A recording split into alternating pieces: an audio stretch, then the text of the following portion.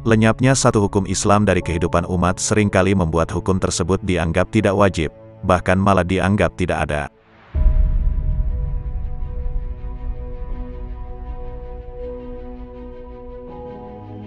Dan itulah yang terjadi pada kewajiban menegakkan khilafah.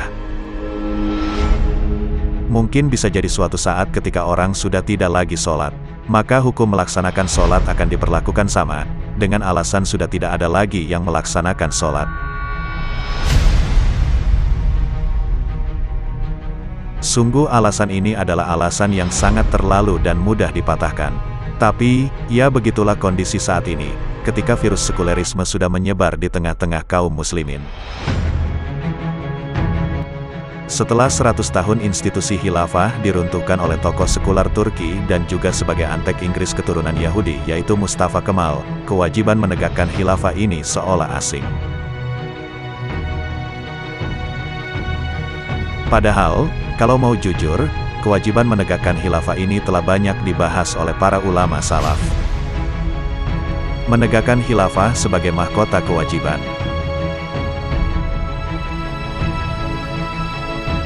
Mirisnya, setelah berpaling dari syariah dan khilafah, hari ini umat seolah lebih percaya diri dan bersemangat mempraktikkan ideologi dan sistem sekuler, baik ideologi kapitalisme atau sosialisme.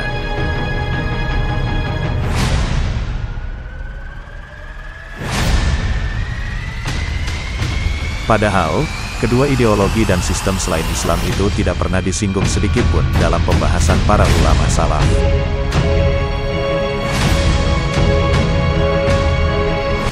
Coba deh, cari saja dalam Al-Quran, dalam surat apa dan ayat berapa yang menganjurkan untuk menerapkan sistem kapitalisme atau sosialisme. Atau dalam kitab-kitab para ulama terdahulu, apakah ada yang menganjurkan penerapan sistem produk barat ini? Bahkan ada yang mengatakan dengan nada sinis, khilafah itu kan produk transnasional, jadi tidak layak diterapkan di negeri ini. Kadang ketika mendengar pernyataan ini jadi geli sendiri. Memang kapitalisme demokrasi itu produk dalam negeri, setahu kami yang produk dalam negeri itu kerajaan. Dan yang perlu dicatat adalah sistem kapitalisme adalah sistem pemerintahan yang dibawa oleh para penjajah.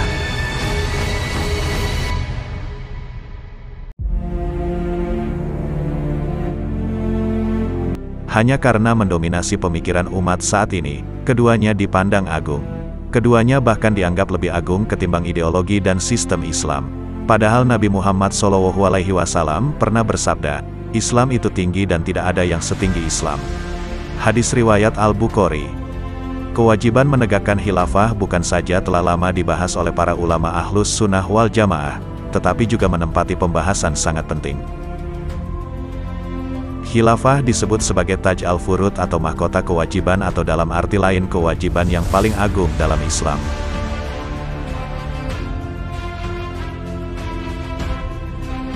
Imam Al-Qurtubi seorang ulama besar dari mazhab Maliki ketika menjelaskan tafsir surah Al-Baqarah ayat 30 menyatakan, ayat ini merupakan dalil paling mendasar mengenai kewajiban mengangkat seorang imam atau khalifah yang wajib didengar dan ditaati, untuk menyatukan pendapat serta melaksanakan hukum-hukum khalifah.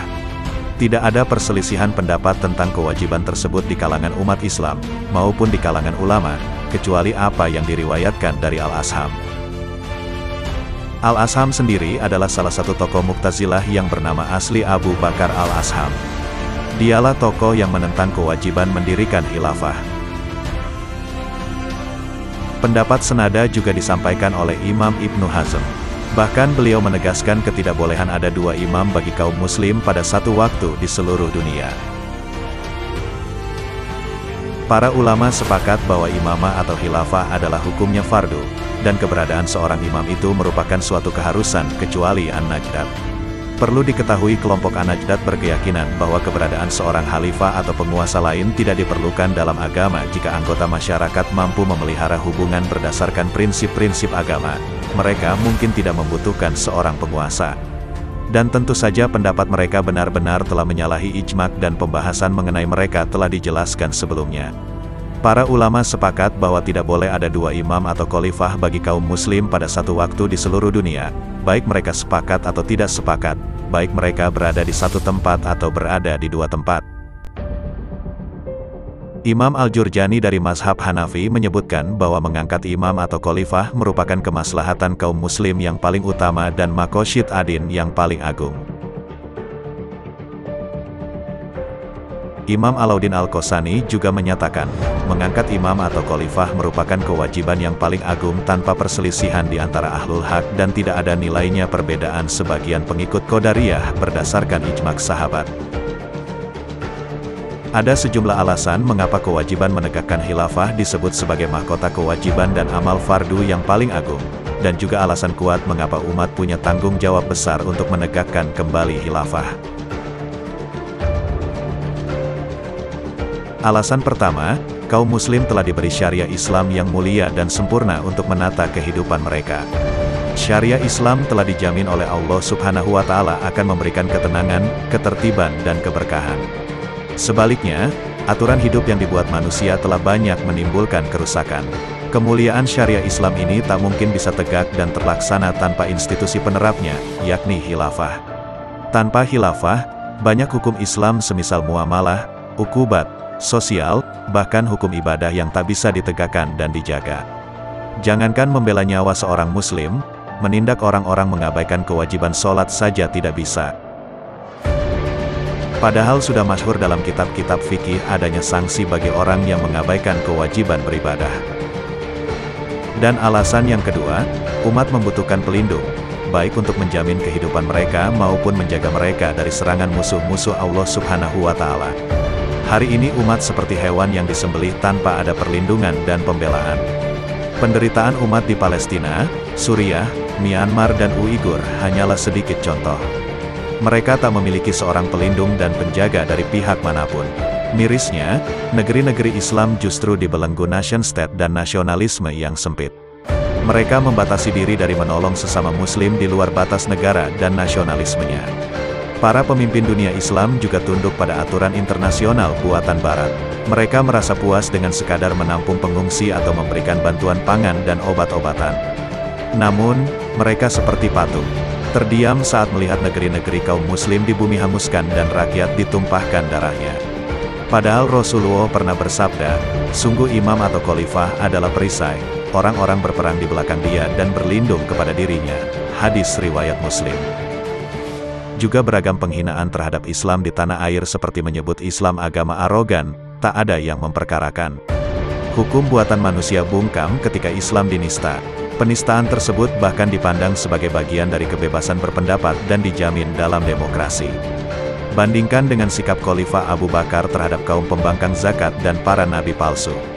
Setelah mereka menolak ajakan kembali pada Islam, Khalifah Abu Bakar langsung mengirim pasukan untuk menghentikan kemungkaran mereka. Kaum muslim pun selamat dari fitnah besar kala itu. Dan alasan keempat, Allah Subhanahu wa Ta'ala telah memberikan amanah pada umat ini. Selain menerapkan ajaran Islam, juga kewajiban menyebarkan Islam ke segenap bangsa di dunia sampai mereka memeluk ajaran Islam atau tunduk di bawah kekuasaan Islam. Allah Subhanahu wa Ta'ala berfirman, "Kami tidak mengutus engkau melainkan kepada seluruh umat manusia, sebagai pembawa berita gembira dan sebagai pemberi peringatan." Quran Surat Saba, ayat 28. Nabi SAW juga bersabda, "Demi Allah yang jiwa Muhammad ada di tangannya. Tidaklah seorang pun di kalangan umat ini, Yahudi atau Nasrani, mendengar tentang aku, kemudian dia mati, sementara dia tidak mengimani risalah yang dengan itulah aku diutus, kecuali dia termasuk para penghuni neraka." Hadis riwayat Muslim. Amal penyebaran Islam telah dilakukan sejak negara Islam pertama di Madinah yang dipimpin langsung oleh Nabi SAW. Beliau mengutus para sahabat sebagai duta negara Islam kepada para raja saat itu seperti Raja Muqawqis di Mesir, Kisra di Persia dan Heraklius di Roma, juga para pemimpin kabilah-kabilah di luar Madinah. Hingga saat beliau wafat, seluruh Jazirah Arab telah berada dalam naungan Islam.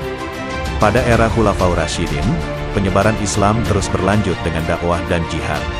Pada masa kekhilafahan Umar bin Khattab, wilayah Islam telah melebihi 4 kali luas Prancis dan Jerman. Amal agung ini juga terus dilakukan oleh para khalifah berikutnya hingga mereka berhasil menaklukkan Konstantinopel di bawah komando Muhammad Al-Fatih dari Khilafah Utsmaniyah.